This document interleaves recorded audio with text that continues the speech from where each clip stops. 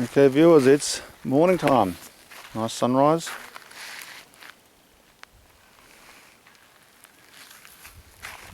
This is the rock behind me.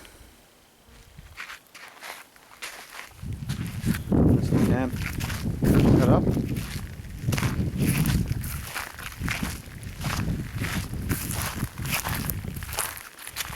Nice little spot. So this is going to go over my setup actually this morning before I got going. So I used one of these camp cots. That was brilliant last night. There was a lot of insects around my lights and buzzing around that time of the year.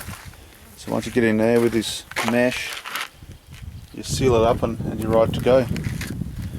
So under the awning I've got lights, both there. I added some extras in on this side. So that gives me all the light I need.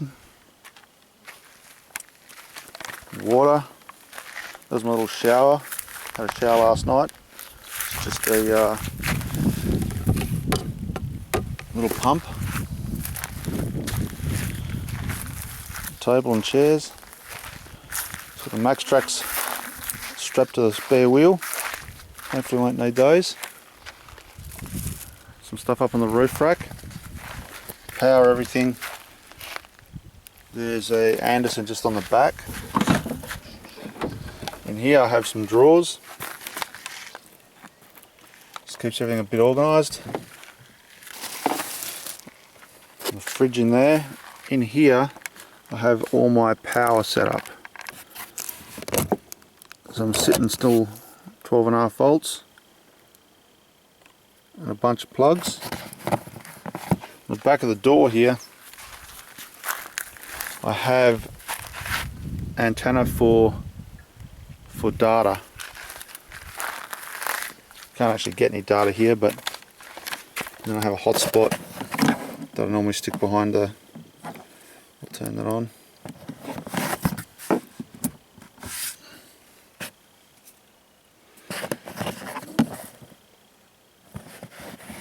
That's hooked up to the antenna. That gives me data a bit further distance away from the tower than normal. And on here I've got a spot device that just checks in. I'll turn that on and check in. That uses satellite, so that can get a message saying I'm okay or I'm in trouble from anywhere in the world basically. Table, radio, bits and pieces. You always need a good utility knife. So I've got a Gerber.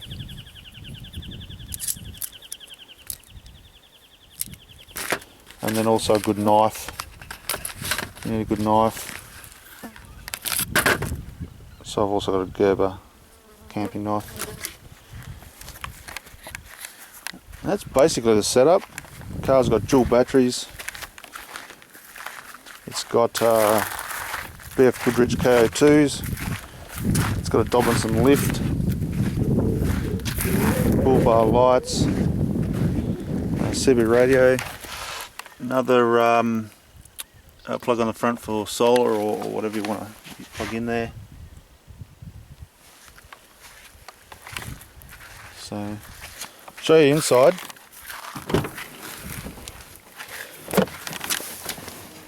In here, this is my GPS setup. Got both a Garmin and Aussie Explorer. CB radio. Some cameras that I'll video with. Yeah, and that's pretty well it. So I'm going to have some breakfast, get packed up, and we're heading out to the meteorite crater. Just going to have a look at that. Okay, just heading out from where I camped. Not a bad spot.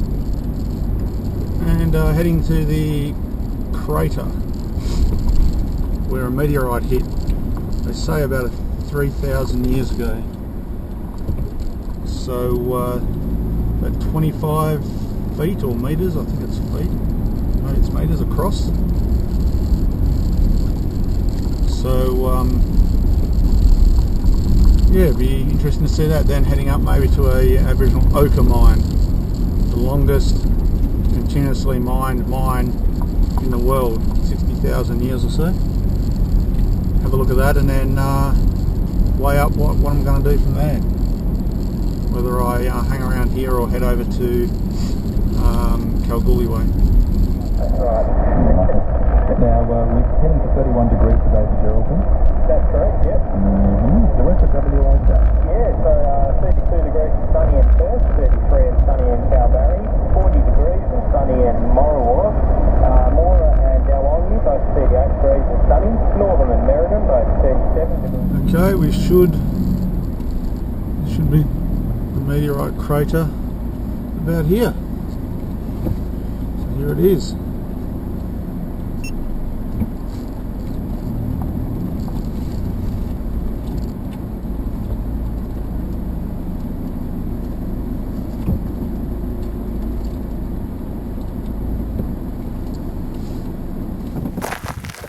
Crater from a meteorite.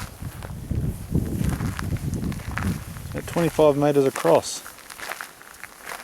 It's literally just blowing into the earth. Over that side there's more stuff, so it's probably coming from over to the left. More.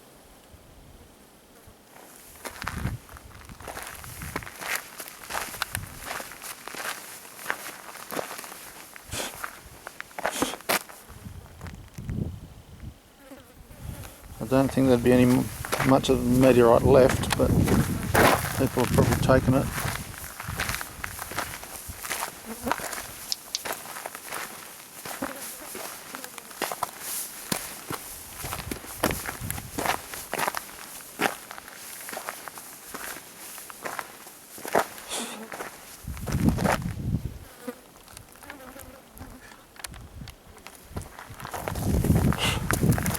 All been blowing out this side.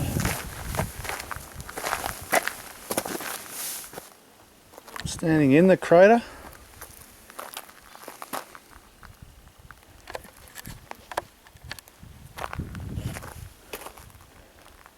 Probably about where it would have hit.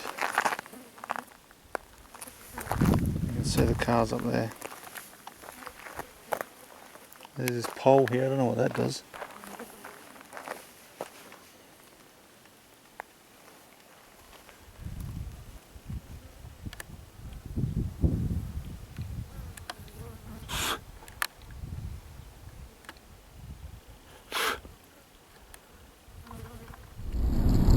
Okay, so that was the crater.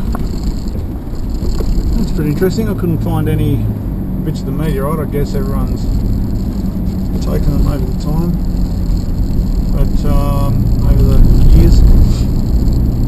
So now we'll head back. We'll go the back way to the Aboriginal ochre mine, and I think it's at Wilgie. South-southwesterly winds, 10 to 15 knots, tending south-southwesterly during the afternoon and evening. Seas around a metre, southwesterly swell around a metre, increasing 1 to 1.5 metres offshore. Enjoy the rest of your day. Will do, thank you. Matt Price. So this looks like an old station outpost.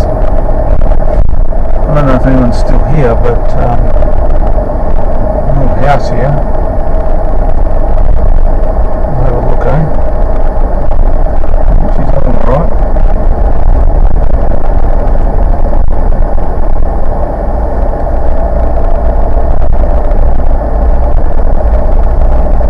This is an old station outpost come across.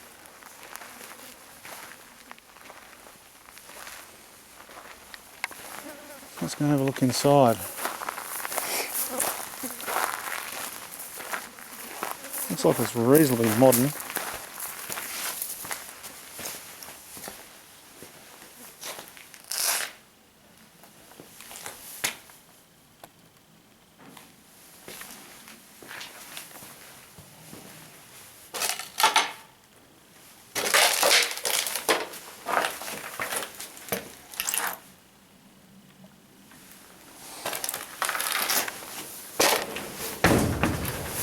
Strong steps. Ooh, that's a bit rickety.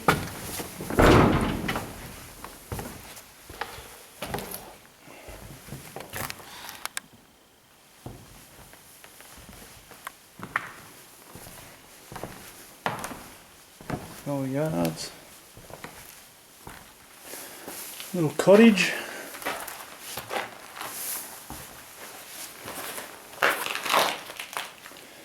This is the kitchen.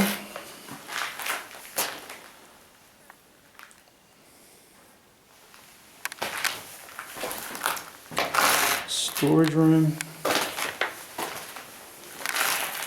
Maybe a bedroom in there.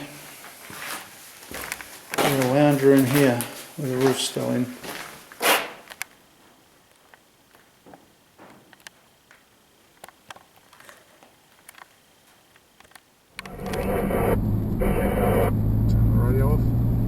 Actually listening to a thing on the ABC this morning about that exact mine, so that'll be interesting to have a look at. Then we'll head into Meteor, fuel up, and see where we go from there. Talk to you later.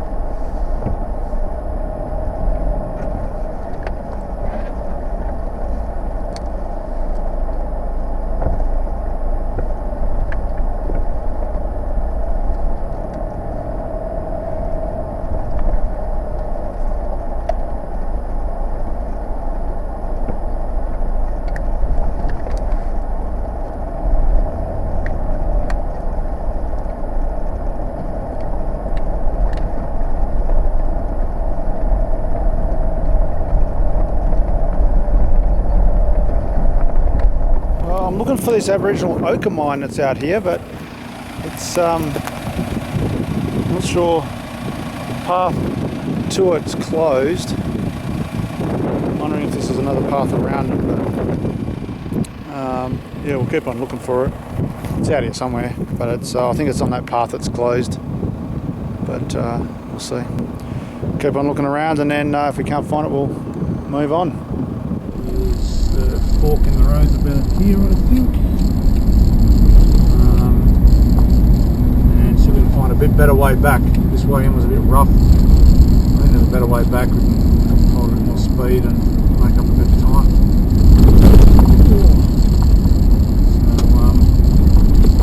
yeah, okay. Now off to Meteor, fill it with fuel, and might head over towards Kalgoorlie way from here.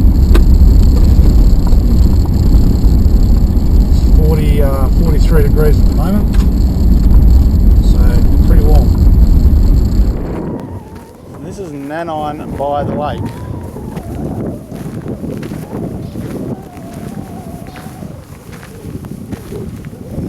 So this would have been a railway side. So the side of the railway, this is this side, and as you can see, train rails would have gone up through there. An old car left behind.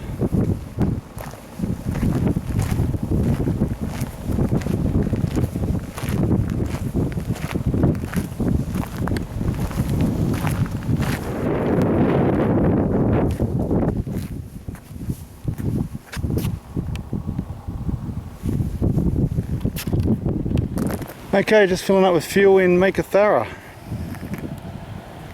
This little Bowser there.